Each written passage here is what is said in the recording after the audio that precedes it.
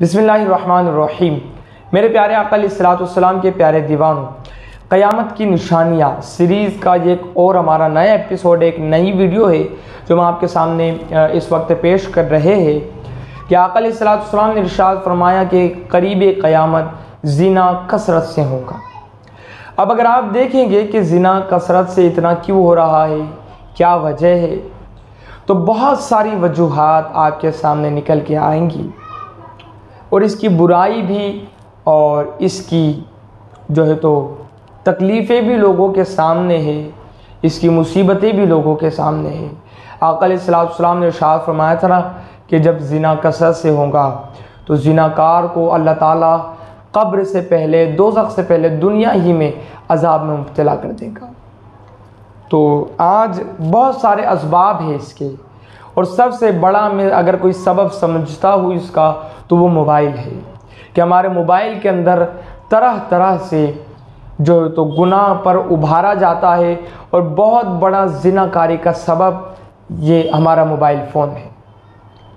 मेरे प्यारे आका अलैहिस्सलाम की प्यारे दीवानों, ज़िना इतना बदतरीन जुर्म है कि इंसान शादी के बाद बाप बनने के लायक नहीं रहता, औरत माँ बनने के लायक नहीं रहती।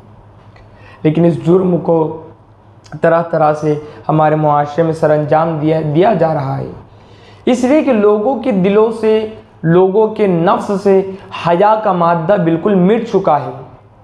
आदमी बेहया हो गया तो औरत बेपर्दा हो गई, आदमी बेहया हो गया तो फिर पार्कों में लड़की और लड़के का मिलाप शुरू हो गया। इंसान बेहया हो गया तो सिनेमा घरों के अंदर औरत और मर्द का मिलाप और फिर बेहयाई के मनाजिर स्क्रीन पर दिखाए जाने लगे।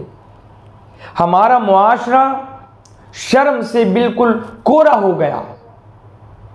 शर्म का मादा, हया का मादा औरतों से भी निकल गया, आदमियों से भी निकल गया। इसलिए इस बदतरीन जुर्म को अंजाम दिया जा रहा है। और मेरे प्यारे आका अलैहिस्सलाम के प्यारे दीवानों, याद रखना, ज़िनाकार के लिए दुनिया में भी अज़ाब है और मरने के बाद आखिरत में भी अज़ाब है। तो हमें चाहिए कि हम इस जुर्म से बाज रहे। अल्लाह ताला इस जुर्म से हमें बचाए रखे और हमारे मुआशरे को पाक व साफ़ फरमा दे।